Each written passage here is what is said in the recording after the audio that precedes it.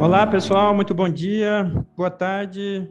Eu sou Rafael de Fraga, sou biólogo, herpetólogo, especialista em répteis e anfíbios. Eu vou apresentar aqui para vocês um pouquinho sobre os nossos estudos lá na Serra da Mocidade, que é uma montanha que fica no estado de Roraima, lá no escuro da Guiana.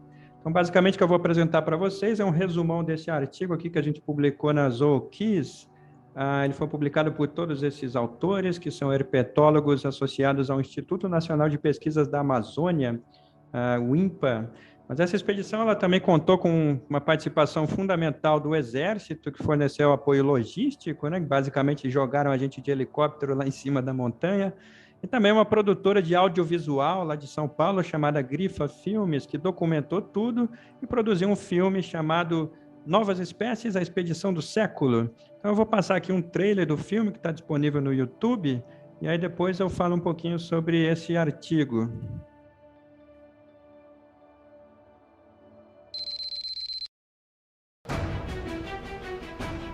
No coração da Amazônia, um grupo de pesquisadores e cientistas ousa desvendar os mistérios do Parque Nacional da Serra da Mocidade.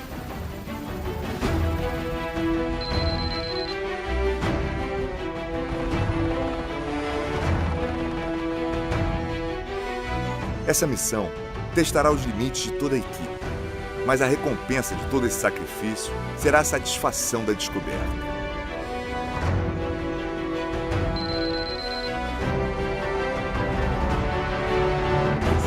Então, pessoal, esse foi um pouquinho da nossa expedição na Serra da Mocidade. Ela é parte desse complexo aqui de unidades de conservação entre os estados de Roraima e do Amazonas.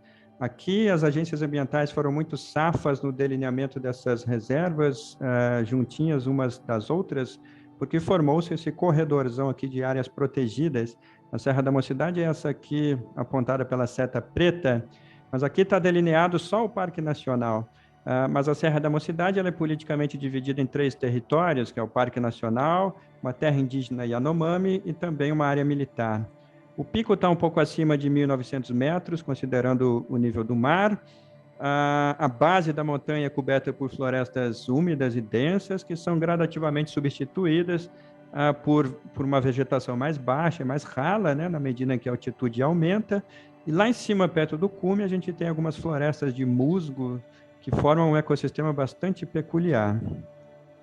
Serra da Mocidade é um parque de diversões para montanhistas, né, porque tem esses paredões muito altos e muito íngremes, mas para a ciência isso daqui é um verdadeiro terror logístico, né, muito difícil conseguir transpor esses paredões, ainda mais carregando equipamentos de pesquisa. E por essa razão, embora o Parque Nacional da Serra da Mocidade tenha sido criado décadas atrás, somente agora que a gente começou a ter uma primeira impressão sobre a biodiversidade dessas cotas altitudinais mais elevadas, acima de 600 metros. Do ponto de vista científico, a Serra da Mocidade também é muito interessante, porque embora ela seja parte desse complexo de montanhas aqui que formam o escuro da Guiana, né, essa formação muito antiga, uma das mais antigas do mundo, com cerca de 2,5 bilhões de anos, aqui nesse mapa a gente consegue ter uma boa impressão sobre como a Serra da Mocidade, aqui delimitada por esse retângulo branco, é geograficamente isolada das demais montanhas.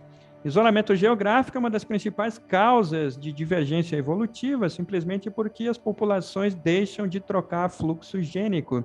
Então, as probabilidades de populações aqui da Serra da Mocidade reproduzirem com populações das outras montanhas é relativamente baixa ou muito baixa para organismos de baixa dispersão.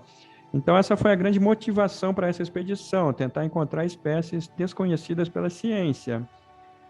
Então, a gente foi a campo e aplicamos alguns métodos complementares de coleta de dados, como armadilhas de interceptação e queda. Também procuramos por espécies usando busca visual e também auditiva, no caso de sapos, né? Basicamente, a gente ouvia o canto que os machos emitem para atrair fêmeas.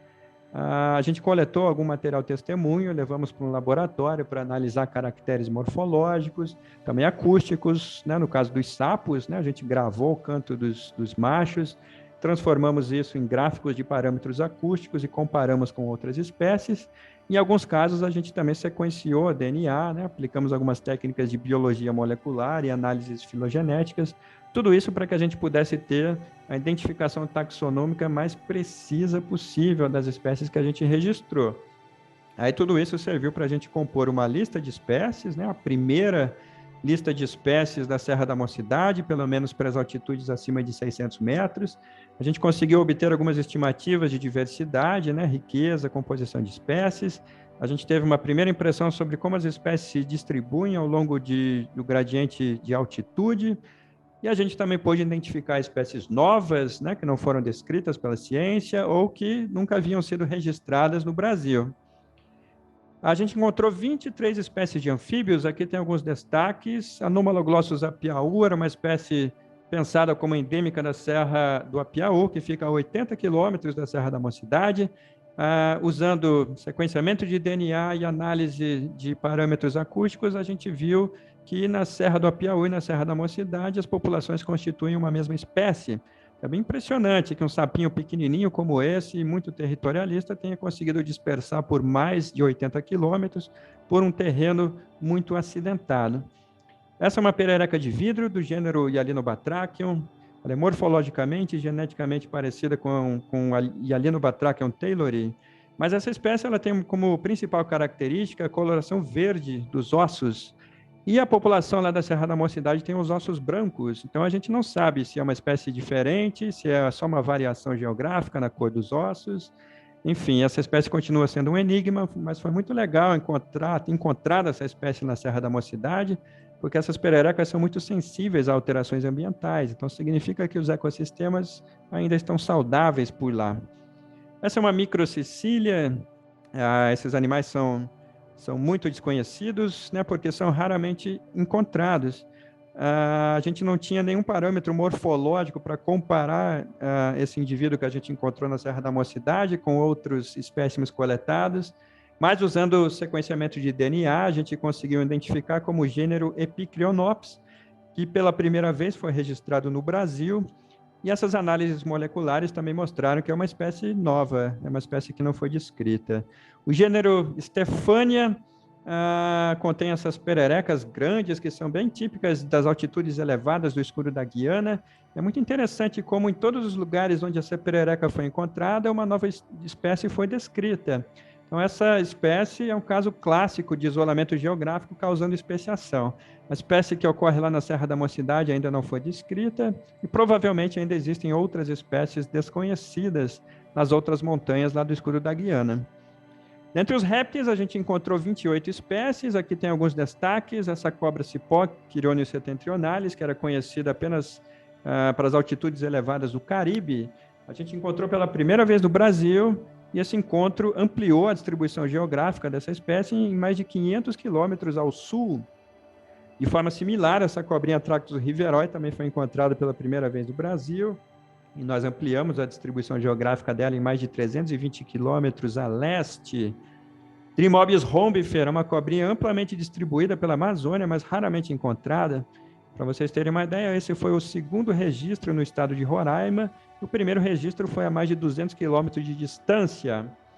E a surucucu pico de jaca, que é uma espécie amplamente distribuída pela Amazônia e algumas partes da Mata Atlântica, ela não é necessariamente rara ou desconhecida, mas é sempre um destaque porque é uma serpente icônica, né? Uma das maiores cobras peçonhentas do mundo, é a única víbora das Américas que reproduz por meio de ovos, e ela está muito presente no imaginário popular, nas crenças, nas histórias que o povo conta.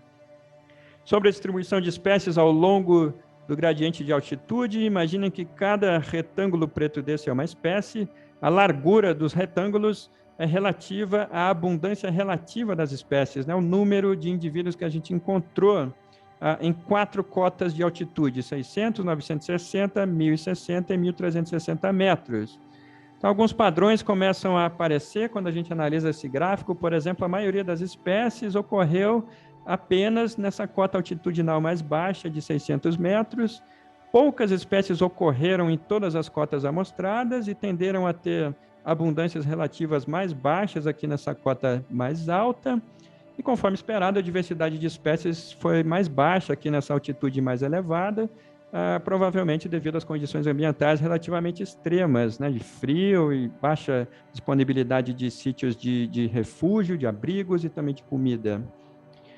Bom, essa foi a primeira expedição que acessou essas altitudes mais elevadas da Serra da Mocidade. É claro que o que eu apresentei aqui é só um resumo do que a gente fez, mas, de modo geral, nossos resultados indicaram que a gente ainda tem muito o que aprender sobre essa região tão remota e tão difícil de ser acessada. Infelizmente, várias montanhas do escudo da Guiana estão atualmente sob forte pressão de garimpo. Então, a ciência precisa correr contra o tempo para que as espécies sejam estudadas antes de desaparecerem. Muito obrigado a todos e a todas. Tenham um grande evento, divirtam-se. Aqui tem meu e-mail e meu Instagram. Fiquem à vontade para entrar em contato. Tchau!